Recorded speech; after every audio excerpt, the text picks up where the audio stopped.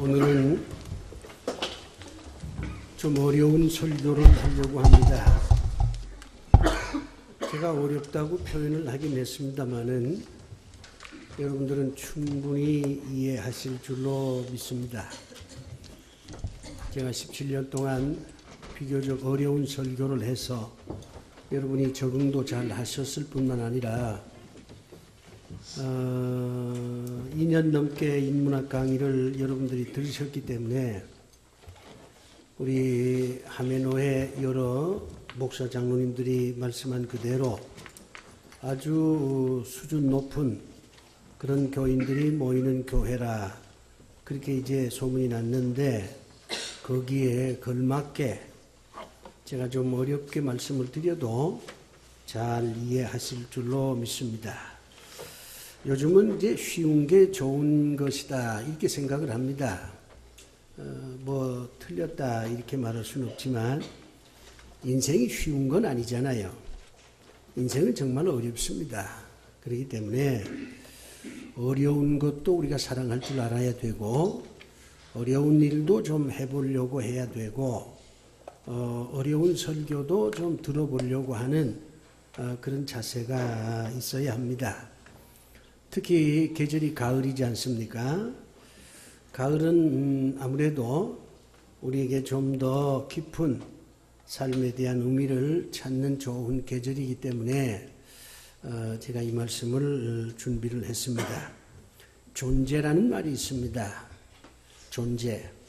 이 철학적인 용어지요. 우리나라 말로 번역을 하면 있다. 그런 뜻입니다. 여기 지금 안경이 있잖아요. 그런데 있다 없다 할 때 가장 중요한 것은 두 가지입니다. 안경이라든가 옷이라든가 무슨 컵이라든가 이런 게 있다 없다. 이것보다 더 중요한 게 있습니다. 첫째가 신입니다. 하나님이죠. 하나님이 계시냐 안 계시냐. 이게 인생의 결정적인 영향을 줍니다. 하나님이 있다고 생각하는 사람하고 하나님이 없다고 생각하는 사람하고의 인생은 근본적으로 달라요. 또 하나가 자아입니다. 인간이에요. 내가 여기 있느냐 없느냐. 내가 여기 있다 없다 이 의식이 굉장히 중요합니다. 내가 있다 이런 의식을 갖고 사는 사람하고 내가 있는지 없는지 전혀 모르고 그냥 덤벙덤벙 사는 사람하고는 그 인생 자체가 전혀 차이가 있습니다. 그렇기 때문에 우리는 두 가지 존재론적인 어떤 깨달음이 있어야 됩니다. 하나는 하나님이 계시다. 하나님의 존재에 대해서 분명히 우리가 믿어야 되고 또 하나는 내가 여기 있다. 자기 자신의 존재에 대한 의식입니다. 이 두 가지 의식만 분명히 있다면 그 사람은 인생을 충분히 의미 있게 보람 있게 살 수가 있습니다. 그런데 우리가 주변에 있는 사람들 보면 심지어 예수 믿는 사람들조차도 하나님이 계신가 안 계신가 여기에 대해서 별 관심이 없어요. 뭐 있어도 그만 없어도 그만 뭐 있다고 뭐 믿어주자 뭐 이렇게 생각을 하면서 살아가는 사람들이 있어요. 또 어떤 사람은 뭐 신앙생활 하다 보면 언젠가는 하나님이 계시구나 이렇게 내가 확실히 믿을 때가 있지 않겠냐. 지금은 오락가락하지만 그래도 한번 예배도 드려보고 성경도 배워보자 뭐 이렇게 생각하는 사람이 있어요. 또 어떤 사람은 자아에 대한 어떤 그 존재론적인 의식이 없어요. 내가 여기 있구나. 이거를 별로 생각을 안 해요. 살아가는 건 난데 나에 대한 의식이 없는 거예요. 이거를 다른 말로 얘기하면 좀 주체성이 없다 그럴까요? 정체성이 없다 그럴까? 나는 난데 내가 여기 존재한다는 이 의식이 없으니까 그저 남이 뭐라 그러면 거기 솔깃하고 남이 저렇게 하면 나도 그냥 따라다니고 이런 식으로 갈팡질팡하면서 인생을 사는 겁니다. 우리 예수 믿는 사람은 하나님이 계시다고 하는 것도 분명히 믿어야 되지만 내가 여기 존재한다 하는 것도 분명히 믿어야 합니다. 그런데 내가 여기 존재한다, 내가 여기 있다, 다른 말로 좀 표현해서 내가 살아있구나 하는 것을 느끼는 방법이 여러 가지가 있습니다. 그런데 그 여러 가지 방법 가운데 가장 대표적인 게 네 가지예요. 이 네 가지를 항상 염두에 두는 사람은 내가 여기 있구나, 내가 살아있구나 이런 것을 느끼게 됩니다. 첫째가 뭐냐면 생각을 많이 하는 사람입니다. 생각이 없는 사람은 내가 존재하는지 안 하는지, 내가 살아있는지 살아있지 않는지 아무것도 몰라요. 그냥 그렇게 살아가는 거예요. 그러니까 생각을 많이 해야 돼요. 생각을 많이 하면 많이 할수록 내가 살아있구나, 내가 여기 존재하고 있구나, 이거를 의식하게 됩니다. 두 번째가 사랑을 할 때입니다. 내가 사랑하고 또 남에게 사랑을 받을 때 나는 여기 있구나, 내가 살아있구나 이런 거를 깨닫게 됩니다. 왜 사랑을 해야 되느냐? 행복하기 위해서 사랑하는 게 아니에요. 물론 사랑하면 행복하지요. 그러나 더 중요한 것은 내가 사랑함으로, 사랑을 받음으로 내가 존재하고 있구나, 내가 살아있구나 이거를 의식할 수 있어서 사랑하는 겁니다. 세 번째가 고난입니다. 그래서 고난은 의미가 있는 거예요. 고난을 당한 사람은 그 고난과 싸우게 되고 그 고난의 원인을 규명하게 되고 그 고난을 어떻게 하면 내가 이겨낼 수 있을까 이런 거에 대한 숱한 성찰이 필요하게 되면서 고난당하는 자신을 찾아내게 되는 거예요. 고난당하는 건 저쪽에 있는 사람이 아니잖아요. 바로 난데. 그래서 이 고난을 통해서 자신의 존재와 실체를 의식하게 됩니다. 고난은 그래서 아름답습니다. 보람이 있는 겁니다. 그러니까 우리 주님도 장래의 영광을 위해서는 오늘 고난을 받아야 된다 그렇게 말씀하잖아요. 고난을 싫어하는 사람은요, 자기 존재, 내가 살아있구나 이거를 느끼기가 힘들어요. 마지막 네 번째가 소유입니다. 내가 뭔가를 가졌을 때 내가 살아있구나, 내가 행복하다, 나는 있구나, 자기에 대한 어떤 존재론적인 의식을 갖게 되는 거예요. 그래서 시카고 대학 교수인 존 듀이는 말하기를 나는 소유한다, 고로 존재한다 그렇게 얘기를 한 거예요. 이 많이 가진 사람은요, 내가 이것도 가졌구나, 이것도 가졌구나, 야, 내가 지금까지 고생하면서 참 많은 걸 가졌네 이렇게 하면서 자기의식을 가질 수가 있어요. 그 외에도 여러 가지 있습니다만은 이 네 가지가 내가 여기 있다, 자기 존재를 깨닫게 되는 아주 중요한 요소가 아니겠나 저는 그렇게 생각을 합니다. 제가 그렇게 살아왔고요. 또 성경도 그렇게 말합니다. 그러니까 여러분들이 생각을 많이 하셔야 돼요. 그리고 또 고난도 좀 받으셔야 됩니다. 뿐만 아니라 사랑도 열심히 하세요. 또 사랑도 많이 받으시고 그래야 내가 살아있구나, 내가 존재하는구나, 내가 여기 있다 하는 이 의식을 가지면서 인생을 주체적으로 살 수가 있습니다. 아브라함이라고 하는 사람은 평생을 통해서 네 가지를 얻으려고 한 사람입니다. 이 네 가지만 나한테 있으면, 네 가지를 소유할 수만 있으면 얼마나 좋을까? 내가 살아있다는 걸 느낄 수 있고, 내가 행복하고 내 인생이라고 하는 게 헛된 게 아니다. 이렇게 판단할 수 있다. 이렇게 생각을 했어요. 평생을 걸쳐서 4가지를 얻으려고 했습니다. 첫째가 자식입니다. 뭐더 설명할 필요 없지요. 이거 본능적인 거잖아요. 두 번째가 땅입니다. 땅은 생존의 바탕입니다. 단순한 물질만은 아니에요. 땅이라고 하는 말 속에 포함되어 있는 게 굉장히 광범위합니다만은, 그러나 일단 우리가 좀 쉽게 이해하려면 물질이라고 생각하면 됩니다. 물질이 있어야 되잖아요. 그건 여러분이 다 수긍할 거예요. 세 번째가 믿음입니다. 이 사람은 다른 걸 원하지 않았어요. 왕이 되려고 하지 않았습니다. 뭐 사람들한테 존경받는 거 그거 별로 뭐 관심이 없어요. 그저 믿음 있는 사람이다. 이거를 굉장히 중요하게 생각을 했습니다. 그 다음에 마지막 4번째가 어떻게 하면 하나님하고 가까워질 수 있을까? 하나님하고 가까워지는 것, 이것을 평생 원했던 사람입니다. 그런데 이 아브라함이 이 4가지를 다 얻었습니다. 그런 점에서 성경에 나타난 여러 인물 가운데 최고로 풍성한 삶을 산 사람이 누구냐?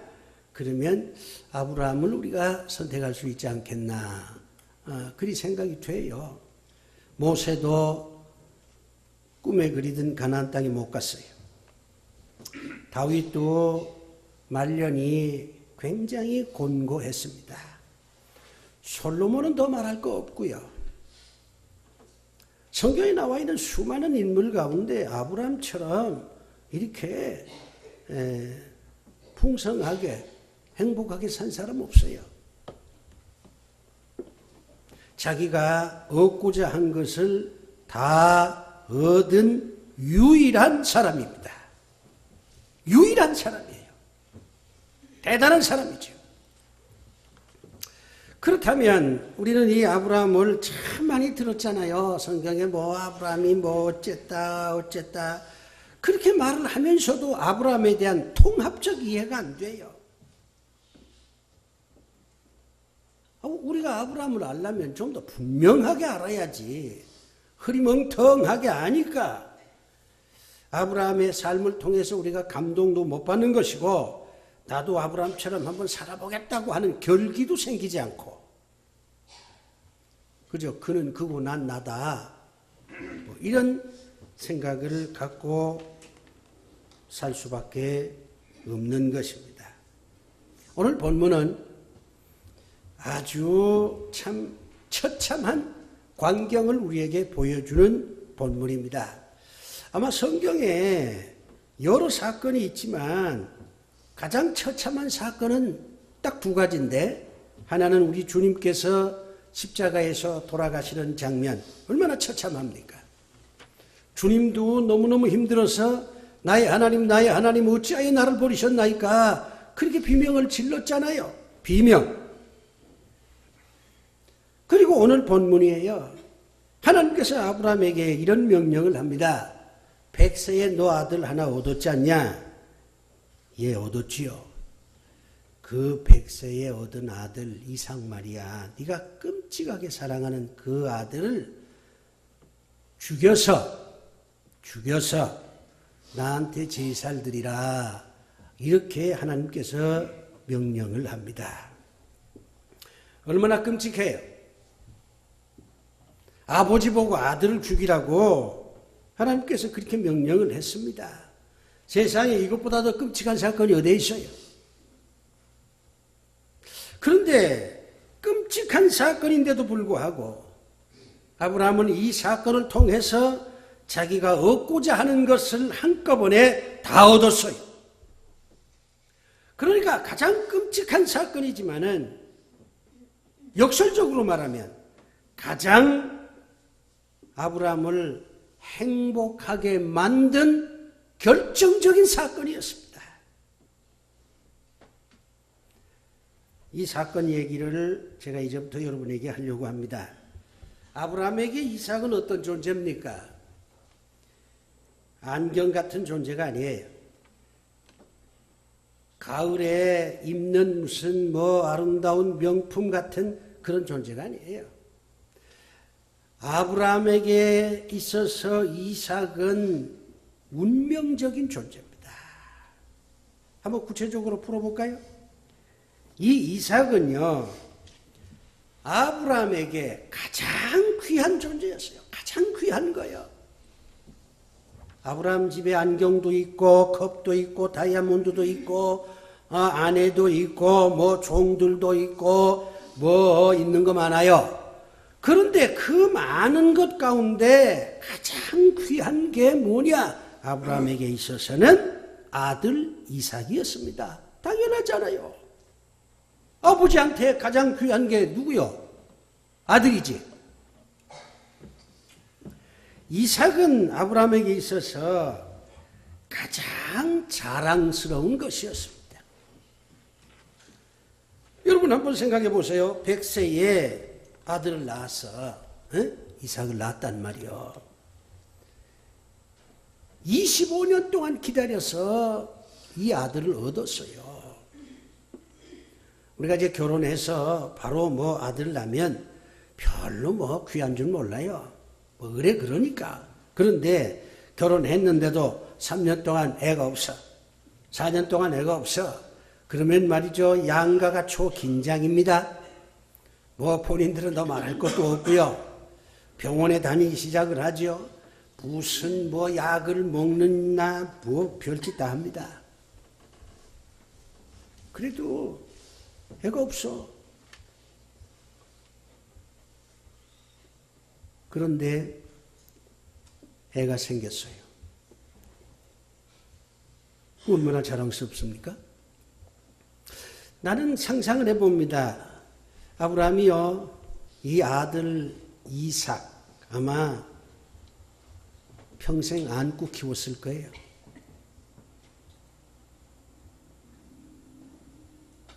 아들 이삭이 좀 걸음마를 배우니까 아마 뒤따라 다녔을 겁니다. 넘어질까 봐. 그 시대에 목욕탕이 있었는지 모르겠습니다만 만약에 목욕탕이 있었다면 아브라함은 틀림없이 이삭을 데리고 목욕탕에 같이 갔을 겁니다. 아버지와 아들이 목욕탕에 함께 간다는 건 정말 행복한 풍경화입니다.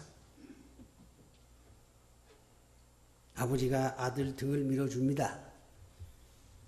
얼마나 자랑스럽겠어요. 게다가 이 아들이 굉장히 똑똑해요.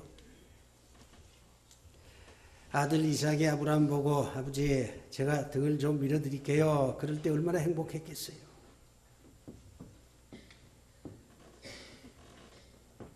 아들과 함께 거리를 다닐 때 얼마나 자랑스러웠겠습니까? 아브라함 부자인데 돈 같은 거 생각도 안 났을 거예요. 이 아들 이삭을 데리고 골목을 돌고 광장으로 나가면 그냥 으쓱해지는 거예요. 가장 자랑스러운 존재입니다. 아브라함에게 있어서 이 이삭은 가장 힘들게 얻은 겁니다.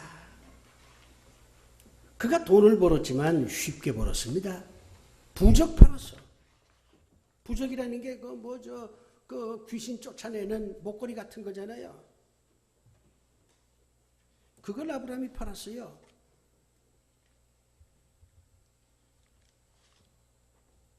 장사가 힘들긴 하지만 그때 장사는 아마 쉬웠을 겁니다. 또 부적을 팔았으니 미신을 믿는 사람들이 너나 할 것 없이 부적을 사서 목에 걸었을 테니까. 목에만 겁니까? 손에도 걸고 다리에도 그냥 걸고 돈 쉽게 벌었어요. 아브라함이 그 미인 사라를 어떻게 얻었는지 성경에 나와 있지 않습니다. 그런데 내가 보기엔 사라도 쉽게 얻었을 거예요. 왜? 오해하지 말고 들으세요. 아브라함이 부자잖아요. 여자들 돈 좋아하잖아. 돈 많은 사람이니까 돈 많은 사람이 사라한테 와서 다이아몬드 뭐 10캐럿짜리 하나 딱 끼워주고 나한테 시집 오라 그랬으면 아마 갔을 거예요. 돈 있으면요 미 넣는 거 쉬워요. 돈이 없어 그렇지. 그런데 이삭은요 쉽게 얻지를 못했어요. 하나님께서 아브라함에게 와서 네가 그렇게 자식을 원하니까 내가 자식 하나 주마. 그 대신 공짜는 아니야. 세상에 공짜가 어디 있니? 너 말이야 이 고향을 떠나라. 이 고향은 네가 사는 이 하란 땅은 말이야 아주 지저분한 땅이야. 이게 뭐 달의 신을 섬기는 우상의 도시지 않냐? 여기선 나 아들 못 줘. 가나안 땅으로 가. 그건 내가 지시할 땅이야. 거기 가면 내가 아들 줄게. 그래서 아브라함이 모든 걸 다 정리하고 한 번도 가보지 못한 가나안 땅으로 갔잖아요. 아니 갔으면 당장 하나님이 자식을 줘야 될 텐데 하나님께서 25년 동안 안 줘요. 아브라함이 얼마나 참 미치겠습니까? 아니 그 금방 오면 뭐 자식을 낳을 줄 알았는데 하나님께서 10년, 15년 전혀 하나님께서 약속을 안 지켜. 그래서 에이 하나님 약속 못 믿겠다 이래가지고 첩도 얻어보고 별짓 다 해봤는데 결국 때가 되니까 역시 때가 돼야 돼요. 25년이 딱 되니까 하나님께서 이삭을 준 거예요. 가장 어렵게 얻은 겁니다.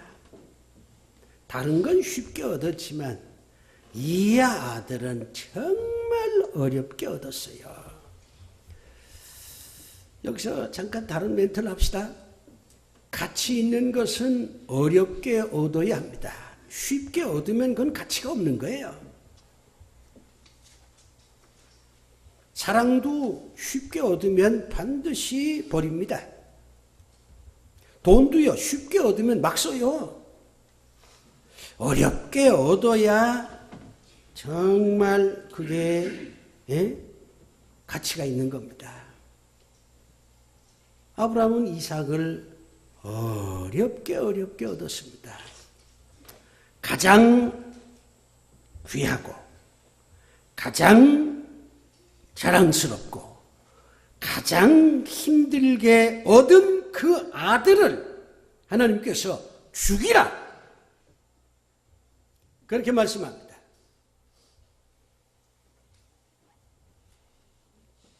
이때 아브라함이 어떤 심정이었겠어요? 성경엔 아브라함의 심정이 나와 있질 않아요. 그래서 내가 인문학적으로 이제 성경을 한번 보면 왜 하나님께서 그때 아브라함의 심정을 적어놓질 않았을까? 아브라함이 덤덤했겠어요? 대본에 아들을 죽이겠습니다. 그렇게 말씀했을 것 같아요? 아니에요. 눈물 쏟고 땅을 치고 가슴을 치고 이럴 수 있습니까? 하소연도 하고 하나님 다른 거는 내가 다 드릴 수 있어도 이건 안 됩니다.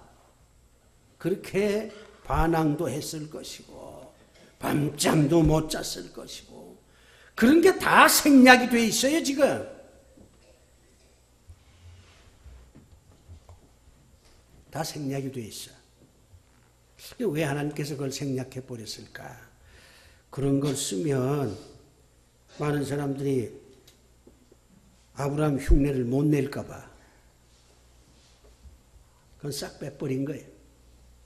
어쨌든 그는 갈등을 겪었습니다. 울었습니다. 땅을 쳤습니다. 이럴 수가 있냐? 한숨도 쉬었습니다. 며칠 동안 잠을 자질 못했습니다. 그러나 그런 과정을 거쳐서 결국 아브라함이 결단을 내렸어요. 하나님의 말씀대로 하자. 가장 귀하고 가장 자랑스럽고 가장 힘들게 얻은 내 아들을 죽이자. 그렇게 결단을 내렸습니다. 아브라함이 아들을 불러요. 아들아, 나하고 저 모리아 산으로 가자. 왜요? 거기 가서 하나님께 제사를 드리려고 한다. 나랑 같이 가자. 같이 따라갔어. 그런데 한참 산에 올라가는데 이삭이 제사를 드리려면 양이든 염소든 하나 끌고 가야 될 텐데 재물이 없잖아요. 아버지한테 묻습니다. 아버지, 왜 그러냐? 제사 드리러 간다며요. 그렇지. 그러면 무슨 양이나 염소나 가서 무슨 제물로 바칠 짐승을 같이 데리고 가야 되지 않습니까? 그렇게 물었어요. 그때 아브라함 심정이 어떻겠어요? 재물은 너야. 그렇게 말하고 싶지만 그 말할 수 있겠어요? 정말 아브라함 마음이요, 찢어지고 또 찢어졌을 거예요. 그러면서 이렇게 말합니다. 아들이 물으니까 답변은 해야 되잖아요. 재물은 말이야, 하나님이 준비해 주실 것이야. 그냥 올라가자. 이삭이 이상하게 생각합니다. 이삭은 총명한 청년이거든요. 하나님이 무슨 준비해 준다고? 그 참 이상하다. 양이든 염소든 끌고 가야 되는데 점점 모리아산으로 올라가는 거예요.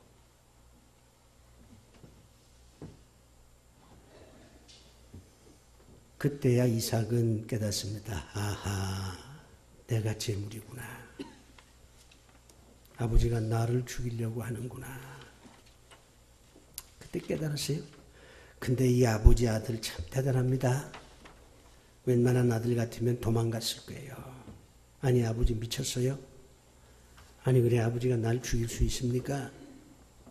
그럼 아버지가 내가 널 죽이고 싶진 않지만 하나님이 널 죽여서 제사를 드려야 된다고 그러니 어쩌냐? 그렇게 말하면 이삭이 그런 하나님을 믿습니까? 그런 하나님 믿지 마세요, 아버지. 세상에 그런 하나님이 어디 있어요? 그렇게 이삭이 아버지를 설득을 시켰을 거예요. 아들과 아버지가 모리아 산에서 격렬한 논쟁이 생겼을 것이고 끝내 이삭이 도망갔을 겁니다. 근데 이삭은 안 그래요. 좋은 아들이죠. 좋은 아들은요, 아버지한테 따지질 않습니다. 아버지 미쳤어요? 그렇게 말하지 않아요.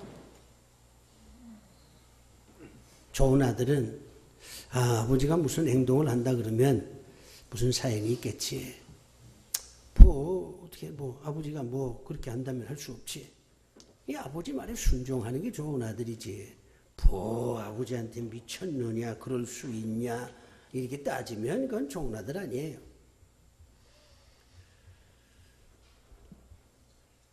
나는 내 아들한테 이런저런 명령을 합니다. 우리 아들이 똑똑해서 물어요. 아버지 왜 그래야 됩니까? 난 설명 안 합니다. 아버지가 너한테 설명해야 되냐? 넌 내 자식이야. 내가 너한테 모든 걸 일일이 설명해야 돼? 난 설명 안 해.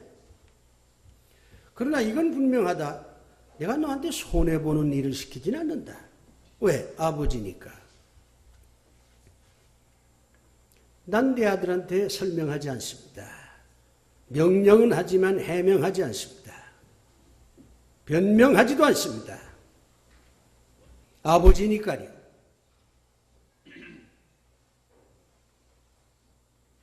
우리 하나님이 아브라함에게 왜 이삭을 번제로 드려야 되는지를 설명을 안 해요. 이해를 시키지도 않습니다. 그냥 명령하는 거예요. 죽이라! 갈등은 격지요. 힘들지요. 잠을 못 자지요. 그러나 아브라함은 결단을 내려요.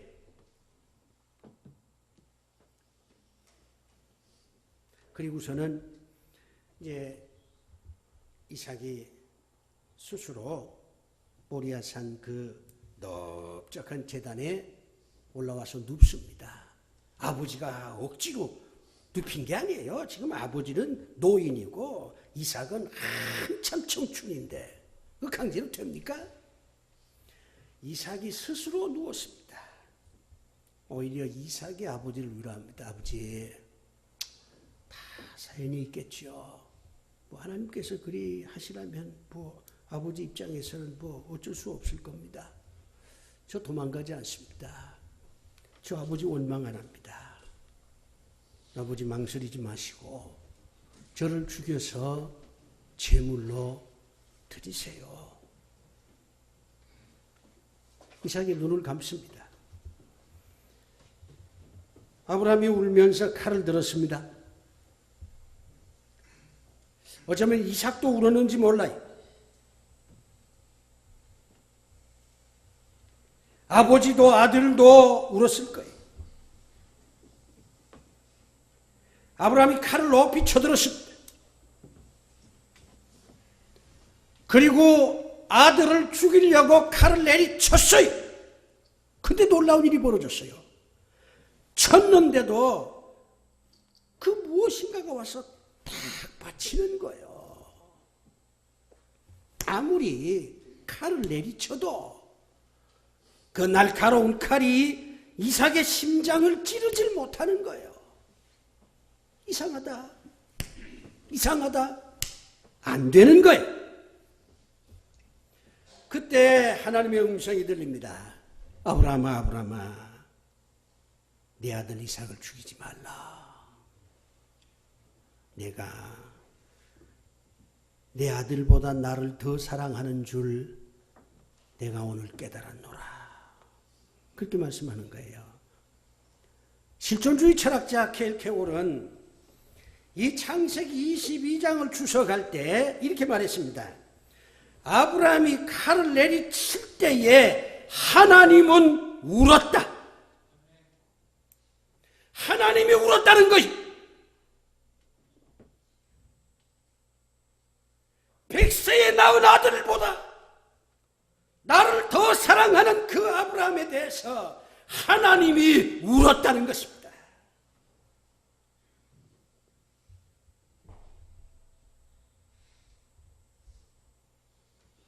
사랑하는 우리 교우 여러분, 하나님을 울게 하는 사람이 한번 되어봅시다. 물론 어려운 일이에요. 이거 쉬운 일이 아니에요. 아무나 하는 일이 아니에요.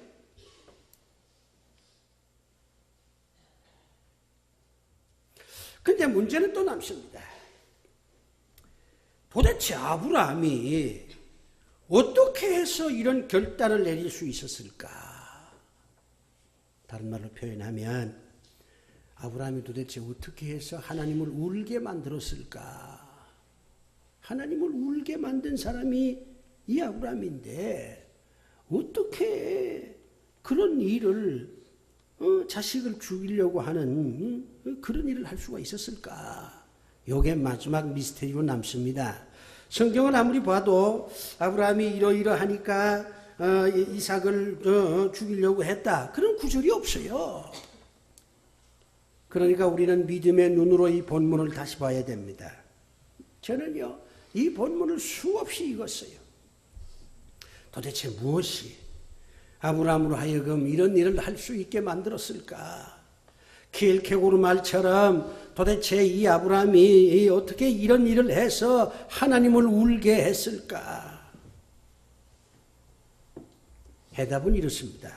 내가 찾아낸 해답이 수없이 본문을 읽고 하면서 깨달은 게 있습니다.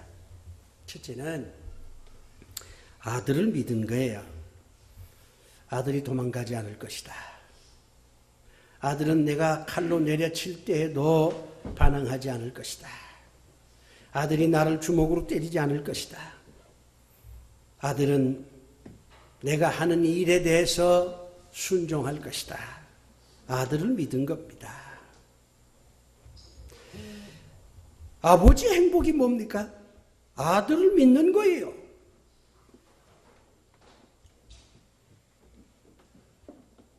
두 번째는 원칙을 믿은 겁니다. 원칙이 뭡니까? 이 이삭을 누가 주었습니까? 하나님이 주셨잖아요. 무슨 아브라함이 노력을 해서 무슨 이 이삭을 얻은 게 아니에요. 이삭은 순전히 하나님께서 주신 겁니다. 욥기에 그렇게 나와 있잖아요. 주신 이도 하나님이시니 뺏어가는 것도 하나님이시다고. 아브라함이 원칙을 생각한 겁니다. 이 이삭, 아무리 내가 귀하고 소중하지만 이 이삭을 준 이는 하나님이시야. 그런데 하나님이 도로 달라고 그래. 그럼 어떻게? 원칙은 뭐야? 주신 분이 달라고 하면 드려야지. 이게 원칙이에요. 원칙을 믿은 거예요. 원칙 믿고 산다는 거 쉽지 않아요. 세 번째 결정적인 게 있습니다. 이 아브라함은 하나님을 믿었어요. 내가 비록 하나님의 말씀에 순종해서 이 귀한 아들을 죽인다마는 그러나 여기서 끝은 아닐 것이다. 하나님께서 다른 대안이 있으실 것이다. 하나님께서 자식을 또 주든지 아니면 죽은 아들을 다시 부활시킬는지 어쨌든 간에 하나님께서 자식을 죽이는 것으로 끝내지 않고 또 다른 대안을 하나님께서 갖고 계실 것이다. 하나님을 믿는 거예요. 죽는 것으로 죽임으로 끝나는 것이 아니라 하나님께서 그렇게 명령했으니까 무슨 하나님이 대안을 갖고 계시겠지. 이걸 믿는 거예요. 이거 상당히 중요합니다. 여러분이 실패하셨습니까? 하나님이 또 다른 계획이 있어서 실패한 줄로 믿으십시오. 여러분 병들었습니까? 하나님께서 무슨 또 다른 대안이 있어서 여러분을 잠시 병원으로 가게 하셨다고 믿으십시오. 여러분 오해를 받습니까? 그것도 하나님이 또 다른 대안이 있어서 오해를 받게 하셨다. 그렇게 믿으세요. 하나님은 늘 좋은 대안을 갖고 우리를 사랑하시는 분인 줄로 믿습니다. 그걸 믿는 거예요. 그걸 믿는 거예요. 죽음으로 끝나는 게 아니다 그 말이지. 결국 이삭도 살았고 아브라함도 살았고 우리 하나님께서 너무너무 감동해서요. 하나님이 울면서까지 감동했거든요. 그 밑에 성경을 보면 하나님께서 아브라함한테 이런 얘기를 합니다. 야, 이제부터 너하고 나하고 친구야. 응? 친구야. 친구는 수평이잖아요. 수직이 아니야. 이제 너하고 나하고는 친구야. 이거 얼마나 대단한 영광이에요.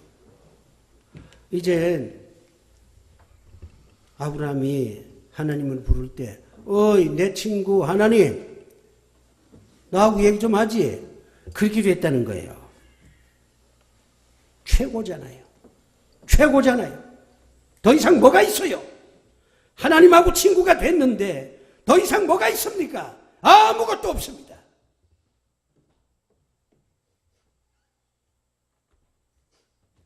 사랑하는 교회 여러분, 가장 귀한 것을 버릴 수 있습니까? 버리십시오. 가장 자랑스러운 것을 버릴 수 있습니까? 버리세요. 가장 힘들게 얻은 것을 버릴 수 있습니까? 버리세요. 여러분이 버리면 여러분이 원하는 것을 다 얻을 수가 있습니다. 버려야 얻습니다. 버리지 못하면 평생 얻질 못해요.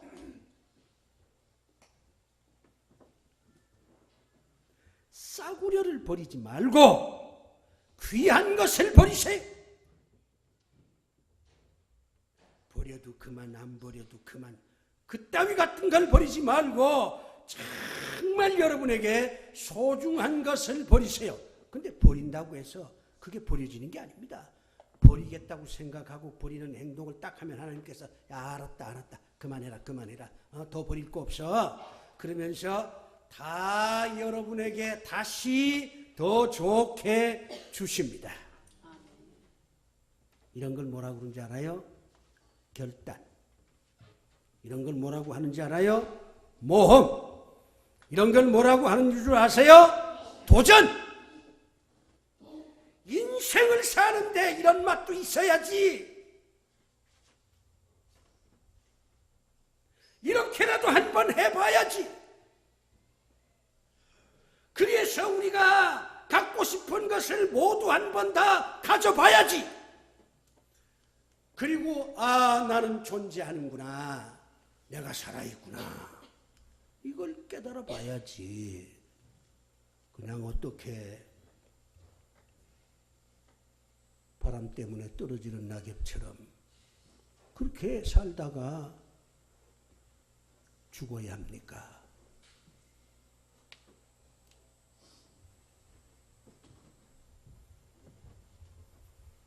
기도합시다. 하나님 아버지, 우리는 소유함으로써 존재를 느낍니다. 하기야 소유한 것 많습니다. 집도 가졌고 자식도 가졌고 명예도 가졌고 권력도 가졌고 이것저것 다 많이 가졌는데 그러나 정말 우리가 갖고 싶은 건 있습니다. 믿음도 갖고 싶고 하나님과 가장 친밀한 친구가 되는 것도 우리가 누리고 싶습니다. 가장 가치 있는 것을 버림으로 더 가치 있는 것을 얻는 지혜로운 저희들이 되게 하여 주시옵소서. 예수님 이름으로 기도드리옵나이다. 아멘.